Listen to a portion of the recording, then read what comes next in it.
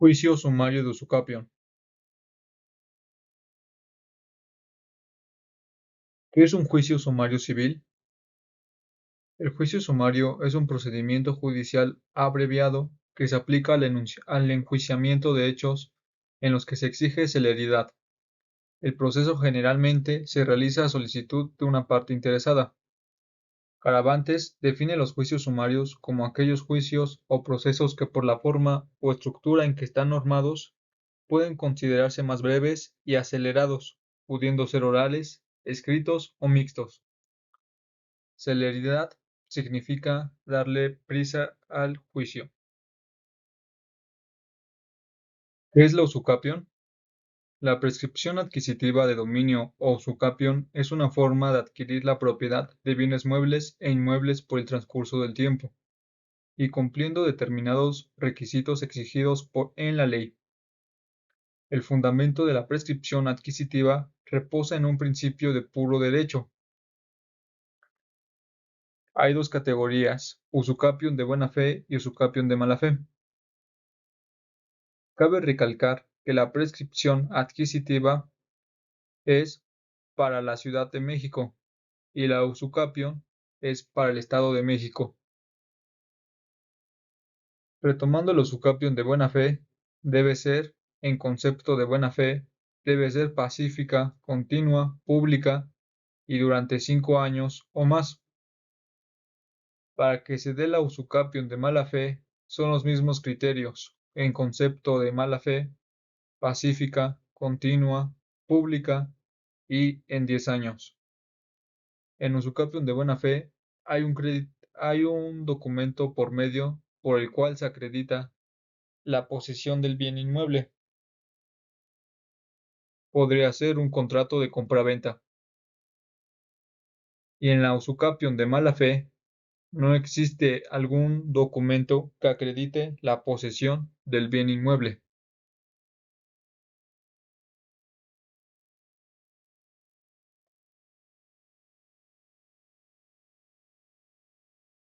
En una sentencia definitiva de un usucapión, esto es lo que aparece. Primero, la competencia. Este es el fundamento que escribió la jueza.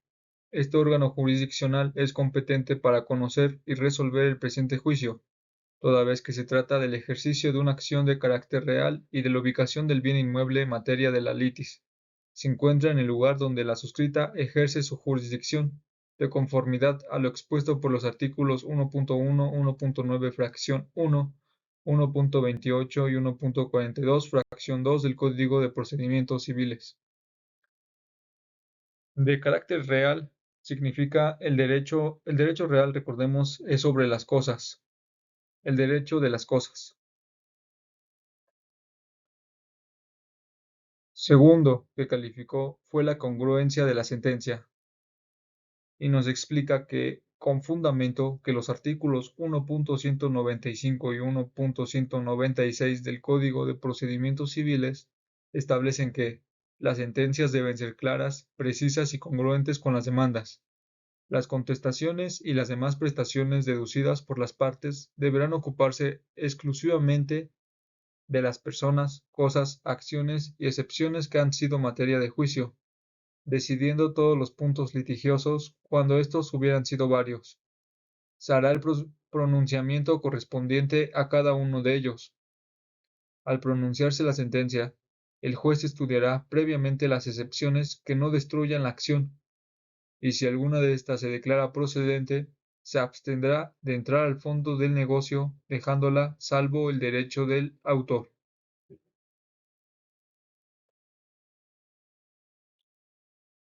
Esta es una foto de la sentencia. Sentencia su congruencia. Es requisito de toda sentencia la congruencia entre los considerandos y los puntos resolutivos, en tanto que ésta constituye una unidad y los razonamientos contenidos en los primeros son elementos fundamentales para determinar el alcance preciso de la decisión, pues es en ellos en donde el juzgador hace los razonamientos adecuados para llegar a una determinación, la cual debe ser clara y fundada, características que dejan de cumplirse cuando existe entre ellos una incompatibilidad en su sentido o son incongruentes con las consideraciones expresadas en la sentencia, pues si existe incompatibilidad entre el contenido de los puntos resolutivos de la sentencia, se provoca incertidumbre respecto a su sentido y alcances. Segundo Tribunal Colegiado en Materia Civil del Sexto Circuito. Esto es una jurisprudencia. Como podemos ver, los jueces contestan con jurisprudencias también. Y amparo en revisión 127-89, Rafael Flores y otro, 23 de mayo de 1989. Unanimidad de votos, ponente José Galván Rojas. Secretario Armando Cortés Galván. Amparo directo 539 de 91. Alfonso Hernández Valdés, 7 de enero de 1992. Unanimidad de votos, ponente José Galván Rojas.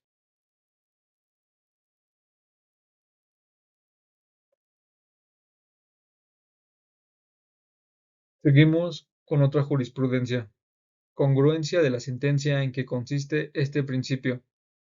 La congruencia significa conformidad en cuanto a extensión, concepto y alcance entre lo resuelto por el órgano jurisdiccional y las demandas, contestaciones y demás pretensiones deducidas oportunamente por las partes. Amparo directo 8650 del 86. Municipio de Río Verde, San Luis Potosí, 15 de junio de 1987. Unanimidad de 4 votos. Ponente Mariano Azuela Guiltrón. Secretaria María de Carmen Arroyo Moreno. Amparo directo 1213 del 87. Francisco Araujo Alistre, 1 de junio de 1987. 5 votos. Ponente Jorge Olivera Toro. Secretaría Hilda Martínez González. Séptima época. Cuarta parte. Volumen 88. Página 31. Amparo directo 5981 del 74. Benita Mata Viuda de Torres, 7 de abril de 1976.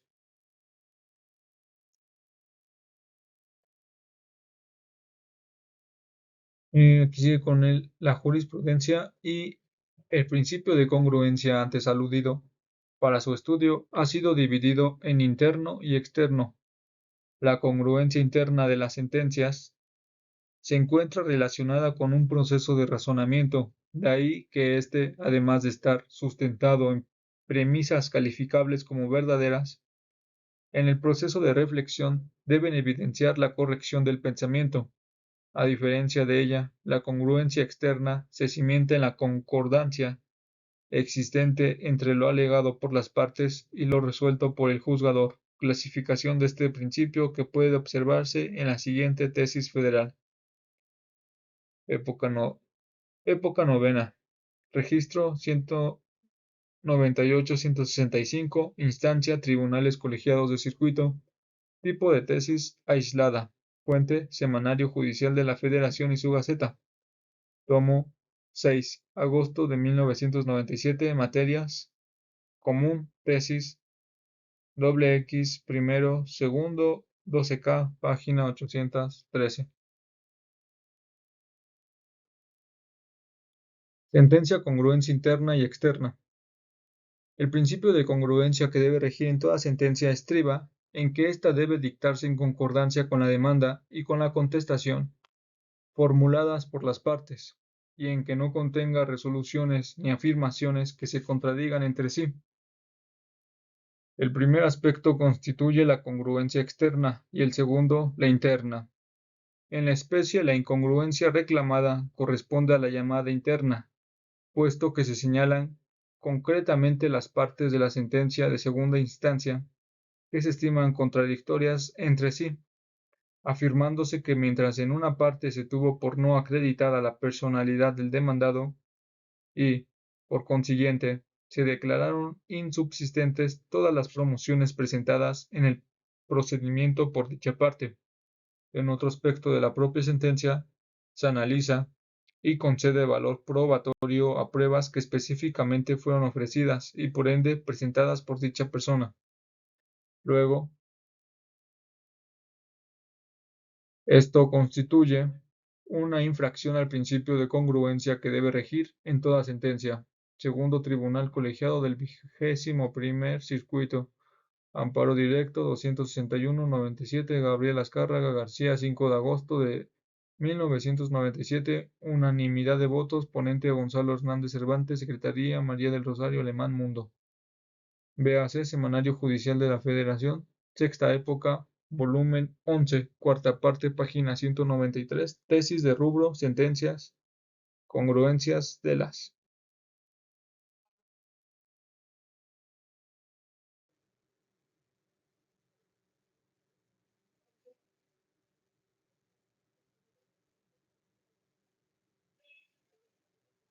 Continuando con la sentencia, sigue el estudio de fondo. En efecto, el artículo 5.200.127 del Código Civil refiere que la usucapión es un medio de adquirir la propiedad de los bienes mediante la posesión de los mismos durante el tiempo y con las condiciones establecidas en la legislación civil.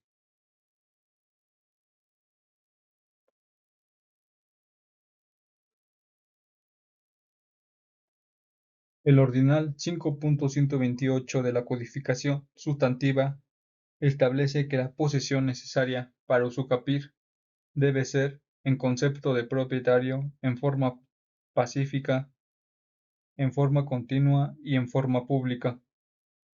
El diverso numeral 5.129 de la codificación en consulta complementa lo preceptuado por la fracción 1 del diverso ordinal 5.128, al indicar que sólo la posesión que se adquiere y disfruta en concepto de dueño de la cosa poseída puede producir la usucapión.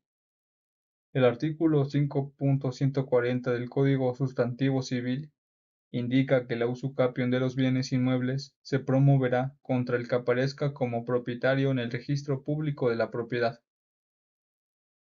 Idoneidad de la vía. Atendiendo a lo que dispone el numeral 2.325.1 del Código de Procedimientos Civiles, el cual establece que se tramitará en este procedimiento especial el juicio de usucapión o prescripción adquisitiva de buena fe sobre inmuebles con superficie igual o menor a 200 metros cuadrados o cuyo valor no exceda lo establecido en el artículo 3, fracción 40, inciso B, del Código Financiero del Estado de México y municipios, así como las constancias procesales del accionante. Se advierte que pretende usucapir un inmueble con una superficie menor a 200 metros cuadrados. Es por ello que se considera que la vía especial elegida es la correcta.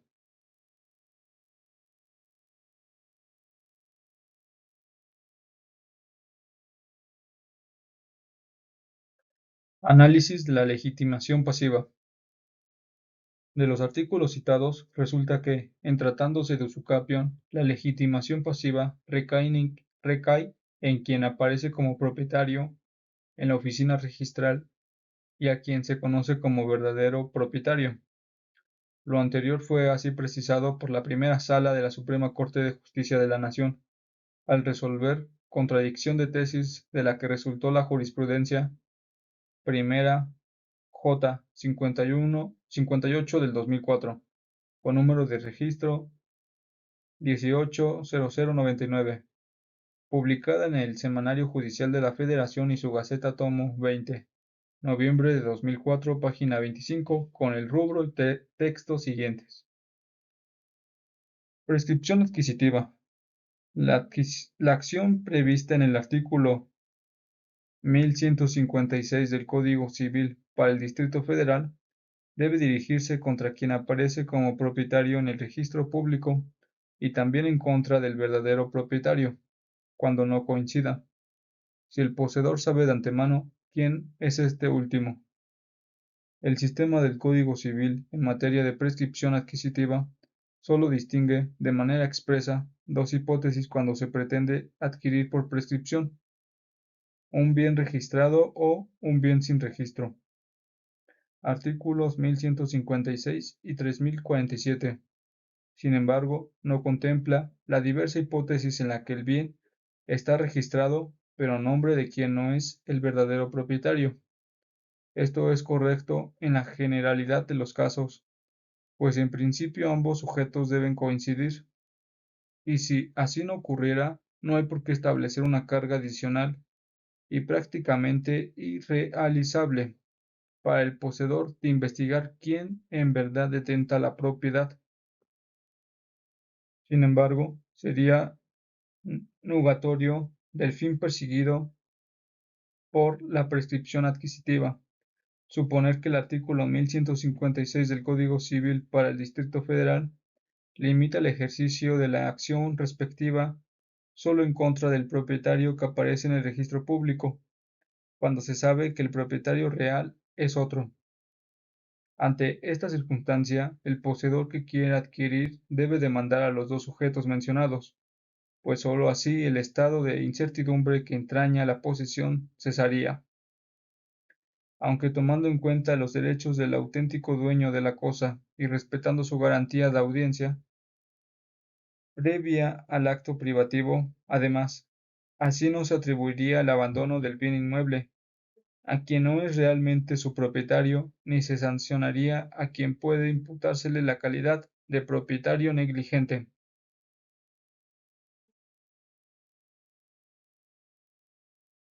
Para la procedencia de esta acción, se requiere que la promovente revele la causa de su posesión, debiendo decir que la causa de la posesión puede ser el hecho o acto jurídico que hace adquirir un derecho y que entronca con la causa.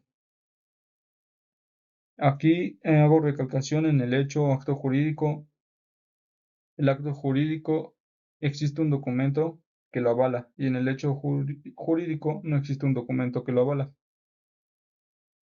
El documento en que consta este acto o hecho adquisitivo, el derecho mismo que asiste a una persona y que la legítima activa o pasivamente, tanto para que el juez esté en condiciones de fijar la calidad de la posesión originaria o derivada, como para que pueda computar el término de ella, ya sea de buena o mala fe.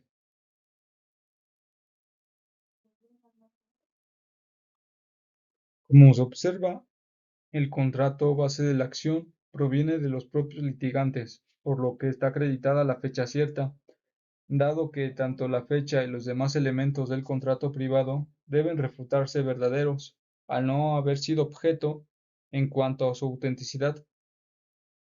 Sirve de sustento la jurisprudencia de la época décima época, registro 2005-89-7, instancia Tribunales Colegiados de Circuito, tipo de tesis, jurisprudencia. Fuente Gaceta del Semanario Judicial de la Federación.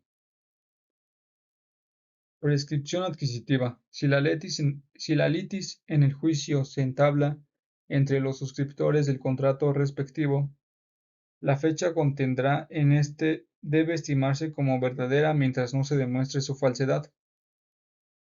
Si bien es cierto que la primera sala de la Suprema Corte de Justicia de la Nación estableció en la jurisprudencia Primera J. 9/2008, publicada en el Semanario Judicial de la Federación y su Gaceta, novena época, tomo 27, abril de 2008, página 315 de rubro Prescripción adquisitiva. El contrato privado de compra-venta que se exhibe para acreditar el justo título o la causa generadora de la posesión debe de ser de fecha cierta, legislación del Estado de Nuevo León, que tratándose de la acción de prescripción positiva, para que un contrato traslativo de dominio pueda tener valor probatorio frente a terceros, debe ser de fecha cierta. También lo es que de su lectura se advierte que ese requisito no se exige cuando el contrato fue suscrito entre la actora y la demandada en el juicio de prescripción. Lo anterior es así toda vez que dicho órgano colegiado determinó en la referida jurisprudencia en relación con la idoneidad y eficacia de los documentos privados provenientes de terceros, que se ofrecen como base de la acción de prescripción, que no basta cualquier documento en que conste una operación traslativa de dominio, sino que se requiere que aquel sea de fecha cierta, lo que ocurre a partir de su inscripción en el registro público, su presentación ante federatario público o la muerte de cualquiera de los firmantes. Ello para darle eficacia en relación con terceros respecto de su fecha y de la certeza del acto material contenido en él, pues para tener un conocimiento certero del momento en que se creó, deben existir datos que den seguridad de que el documento no se confeccionó fraudulenta o dolosamente, como ocurriría si se asentara en una fecha falsa. Por ello, cuando el contrato traslativo de dominio que se exhibe en el juicio de prescripción adquisitiva para acreditar la causa generadora de la posesión no proviene de un tercero extraño al juicio, sino de los propios litigantes, es evidente que la fecha y demás elementos del contrato privado deben estimarse verdaderos mientras no sean objetados y se demuestre su falsedad.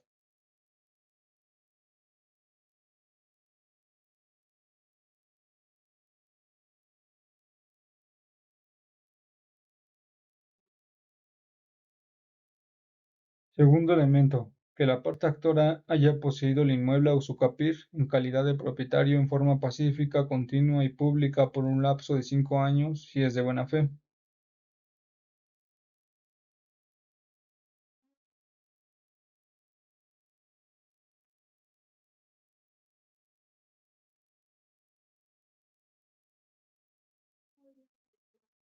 Y estos son los elementos que se deben de demostrar y así es como aparece en la sentencia definitiva.